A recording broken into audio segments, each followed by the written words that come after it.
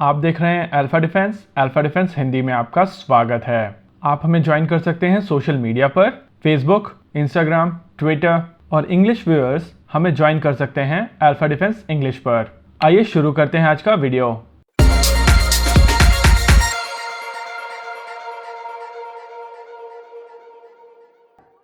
आज की इस वीडियो में हम लोग पिछले साल का राउंड अप करेंगे और साथ ही बात करेंगे आने वाले एग्जैक्ट फ्यूचर के बारे में, यानी कि साल 2021 के बारे में। ये वीडियो शुरू करने से पहले नए साल की आप सभी को हार्दिक शुभकामनाएं। अगर भारतीय सेनाओं की बात की जाए तो पिछला साल भारतीय सेनाओं के लिए काफी बेहतर रहा है। अगर एक एक करके बात की जाए तो ये समझ में आएगा कि हर एक सेना ने अपने बेड़े में नई चीजों को इंडक्ट किया है। अगर बात की जाए भारतीय थल सेना की तो सबसे ज्यादा इम्पोर्टेंट काम हुआ है सोल्जर्स की बेसिक रिक्वायरमेंट्स को लेकर। Bulletproof jackets, helmets, boots, इन सभी चीजों के ऊपर काफी अच्छा काम हुआ है। साथ ही दूसरी तरफ स्मॉल आर्म्स को लेकर भी इम्प्रूवमेंट हुआ है। भारतीय थल सेना को 2 लॉट में 6R 716 मिलने वाली हैं, जिसमें पहली लॉट भारतीय सेना को ऑलरेडी मिल चुकी है। हर लॉट में लगभग 72,000 राइफल्स होंगी। हालांकि ये नंबर बहुत ज्यादा बड़ा नहीं है, लेकिन फिर भी ये एक अच्छा नंबर है। AK-203 अभी भी स्टक है और उम्मीद की जा रही है कि साल 2021 में ये डील क्लियर हो जाएगी। वैसे अगर ये डील क्लियर नहीं होती है तब भी भारत के पास में देसी ऑप्शंस हैं। वहीं कार्बाइन्स को लेकर भी बात कराकल के साथ में फंसी हुई है और इस सेगमेंट में भी भारत के पास देसी ऑप्शंस हैं। वैसे भारतीय सेनाओं की, पैरामिलिट्री की और पुलिस की जो रिक्वायरमेंट है उसके हिसाब से हर प्राइवेट कंपनी के पास में कस्टमर्स तो होंगे ही, और आने वाले समय में भारत में जो गन मैन्युफैक्चरिंग कैपेबिलिटी बनने वाली है उसके बाद भारत को किसी भी देश से एटलीस्ट गन्स इंपोर्ट नहीं करनी पड़ेगी। इन्फेंट्री से आगे बढ़ते हैं मैकेनाइज्ड इन्फेंट्री की तरफ। इस सेगमेंट में भी भारत का मेन स्टे T-90 और T-72 ही रहने वाले हैं। हालांकि भारतीय सेना के T-90 और T-72 टैंक्स आने वाले समय में अपग्रेड किए जाएंगे और एक छोटे नंबर में अर्जुन मार्क 1A भारतीय थल सेना के बेड़े में शामिल किए जाएंगे। साल 2021 में ये 118 अर्जुन छोड़ के बहुत ज्यादा मूवमेंट इस सेगमेंट में नहीं देखा जाएगा। इस सेगमेंट में जो सबसे ज्यादा सिग्निफिकेंट चीज होने वाली है वो है T-90 और 72 का अपग्रेड, और वो भी पूरी तरीके से देश में किया जाएगा। वहीं अगर बात की जाए इन्फेंट्री फाइटिंग व्हीकल की तो उस सेगमेंट में भी BMP-2 सारथ भारतीय थल सेना का मेन स्टे रहने वाला है। हालांकि इनको भी अपग्रेड किया जाएगा और दोनों ही फ्यूचरिस्टिक प्रोग्राम यानी कि FICV और FRCV साल 2025 से पहले शुरू नहीं होंगे। चांसेस हैं टाटा कैस्ट्रल के कुछ नंबर में ऑर्डर दिए जाएं। साथ ही नाग मिसाइल के क्लियर हो जाने के बाद में नामिका के इंडक्शन को लेकर प्लान हो सकता है। वहीं अगर बात की जाए आर्टिलरी सेगमेंट की तो ये सेगमेंट आने वाले साल में सबसे ज्यादा इंटरेस्टिंग रहने वाला है। फील्ड गन्स और उनके अपग्रेड को लेकर चीजें क्लियर हैं। वहीं अगर बात की जाए 155 मिलीमीटर और 45 कैलिबर में तो वहां पर भी धनुष है। वहीं अगर मल्टी बैरल रॉकेट लॉन्चर्स की बात की जाए तो ग्रैड्स को अपग्रेड किया जा रहा है और साथ ही पिनाका के ऊपर भी काफी बेहतरीन काम चल रहा है। लेकिन चीजें इंटरेस्टिंग होंगी 155 मिलीमीटर और 52 कैलिबर में, जहां पर देसी एटैग्स इजरायली एथॉस के खिलाफ खड़ी है। इस गन को ना ही केवल ट्रायल्स कंप्लीट करने हैं बल्कि इंपोर्ट लॉबी के खिलाफ भी लड़ना है, और इसी वजह से ये सेगमेंट आने वाले साल में काफी ज्यादा इंटरेस्टिंग होने वाला है। कुछ इसी तरीके का इंटरेस्टिंग सेगमेंट आर्मी एविएशन भी होने वाला है, क्योंकि इस सेगमेंट में देसी LUH की लड़ाई रशियन कामोव के साथ में होगी। हालांकि आर्मी की तरफ से दोनों हेलीकॉप्टर्स को लेकर ये चीज क्लियर कर दी गई है कि आर्मी दोनों सिस्टम्स को अक्वायर करेगी, लेकिन एक ही कैटेगरी में 2 अलग अलग सिस्टम लॉजिस्टिकली कोई सेंस नहीं बनाता है। इसी वजह से ये सेगमेंट भी काफी ज्यादा इंटरेस्टिंग रहने वाला है। अगर आगे बात की जाए तो इस साल LCH के भी ऑर्डर आने की संभावना है। वहीं जो अपाचे का ऑर्डर दिया गया है उनकी डिलीवरी साल 2023 से पहले शुरू नहीं होगी। IMRH की बात की जाए तो इंडियन मल्टी रोल हेलीकॉप्टर भी साल 2025 से बनना शुरू होगा और उसमें भी अभी काफी समय है। वहीं अगर आर्मी एयर डिफेंस की बात की जाए तो आने वाले साल में ये एक इंटीग्रेटेड एयर डिफेंस बन जाएगा, जिसमें तीनों सेनाओं के कंपोनेंट्स होंगे, जिसको इंडियन एयरफोर्स लीड करेगी। वैसे इसमें कई सारे सिस्टम्स हैं जो बहुत ज्यादा सिग्निफिकेंट होने वाले हैं, जैसे कि QR-SAM, MR-SAM और XR-SAM।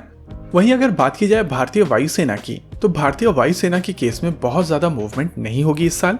फ्रांस के साथ हुई 36 रफाल की डील के तहत आ रहे फाइटर जेट्स आते रहेंगे और शायद इस साल के अंत तक दूसरी स्क्वाड्रन शुरू कर दी जाएगी। वैसे भी साल 2022 के मध्य तक ये 36 रफाल की डिलीवरी कंप्लीट हो जानी है और शायद इसी बीच 36 और रफाल की डील साइन की जा सकती है। अगर डील साइनिंग की बात की जाए तो 21 MiG-29 UPG और 12 Su-30 MKI की भी डील इस साल साइन की जा सकती है। वहीं साथ ही FOC तेजस की डिलीवरी भी चलती रहेगी, लेकिन इसके अलावा फाइटर जेट सेगमेंट में बहुत ज्यादा काम नहीं होने वाला इस साल। भारतीय वायुसेना के केस में जो सबसे सिग्निफिकेंट चीज होने वाली है साल 2021 में, वो है S-400 के पहले बैच की डिलीवरी, जो इस साल के अंत तक शुरू हो जाएगी। वहीं अगर डेवलपमेंट सेगमेंट की बात की जाए तो इस साल आकाश NG और XR-SAM के टेस्ट के चांसेस हैं। साथ ही VL अस्त्रा का भी टेस्ट इस साल ही होगा। अगर एयर टू एयर मिसाइल के सेगमेंट की बात की जाए तो इस साल कई टेस्ट संभव हैं, जैसे कि अस्त्रा मार्क 2 और अस्त्रा IR। वहीं अस्त्रा मार्क 3 को लेकर प्रोपल्शन सिस्टम तैयार है, लेकिन ये देखना दिलचस्प होगा कि क्या इनका डेवलपमेंट साइमल्टेनियसली होगा। क्रूज मिसाइल सेगमेंट में भी कई चीजें होने वाली हैं और ये देखना दिलचस्प होगा कि क्या एयर लॉन्च निर्भय या रुद्रम सीरीज की मिसाइल्स का टेस्ट इस साल किया जाएगा। ड्रोन स्वार्म्स की भी टेस्टिंग इस साल पॉसिबल है, लेकिन रुस्तम का क्या होगा उसको लेकर क्यूरियोसिटी बनी रहेगी। हेलीकॉप्टर सेगमेंट में LCH और LUH के ऑर्डर्स आएंगे या नहीं, ये भी देखना दिलचस्प होगा। ओवरऑल भारतीय वायुसेना के लिए ये साल एक डिसेंट साल रहने वाला है। वहीं अगर भारतीय नौसेना की बात की जाए तो ये साल उनके लिए सबसे ज्यादा क्रूशल रहने वाला है। साल के शुरुआत में ही INS विक्रांत अपने सी ट्रायल्स शुरू कर देगा और इस साल ये एयरक्राफ्ट कैरियर अपने सी ट्रायल्स ही करेगा, लेकिन इस बीच इस एयरक्राफ्ट कैरियर के लिए एयरविंग बनाने की कोशिश शुरू हो जाएगी और ये देखना दिलचस्प होगा कि कौन सा फाइटर जेट इस रिक्वायरमेंट के लिए चूज किया जाता है। भारतीय नौसेना के पास में यूनाइटेड स्टेट्स ऑफ अमेरिका से लीज पर लिए गए 2 सी गार्डियन ड्रोन्स ऑलरेडी हैं और इनका नंबर इस साल बढ़ने के चांसेस हैं। वहीं अगर बात की जाए डिस्ट्रॉयर्स की, तो भारत का अब तक का सबसे पावरफुल डिस्ट्रॉयर INS विशाखापट्टनम इसी साल भारतीय नौसेना के बेड़े में शामिल हो जाएगा। साल 2021 में नीलगिरी क्लास का एक हल जो मजगांव से निकलेगा उसको छोड़ के बहुत ज्यादा मूवमेंट नहीं होगा। हालांकि साल 2022 में कई फ्रिगेट भारतीय नौसेना को मिलेंगे। सबमरीन सेगमेंट भी भारतीय नौसेना के लिए काफी ज्यादा इंटरेस्टिंग रहने वाला है। इस साल के शुरुआत में ही प्रोजेक्ट 75I को लेकर चीजें क्लियर हो जाएंगी। वहीं देसी SSN इसी साल ले डाउन की जाएंगी। अरिहंत क्लास की दूसरी सबमरीन या तो ऑलरेडी इंडक्ट कर ली गई है या इस साल इंडक्ट हो जाएगी। INS विशाल को लेकर इस साल कोई बातचीत नहीं होने वाली है और वो कांस्टेंट डिबेट क्या भारत को तीसरा एयरक्राफ्ट कैरियर चाहिए वो इस साल भी चलता रहेगा। LHD को लेकर भी चीजें इस साल मूव होने के चांसेस बहुत कम हैं।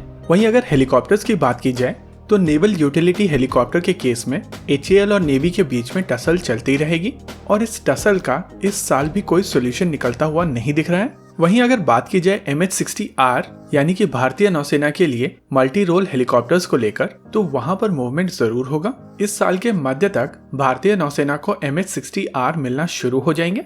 भारतीय नौसेना के सबमरीन हंटर P-8I नेपट्यून की 3 यूनिट इसी साल भारतीय नौसेना को मिल जाएगी, जिसके बाद टोटल एयरक्राफ्ट 12 हो जाएंगे।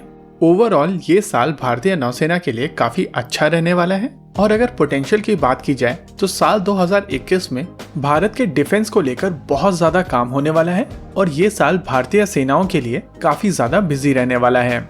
आज के इस वीडियो में रखते हैं केवल इतना ही। आपको क्या लगता है बताइए हमें कमेंट सेक्शन में।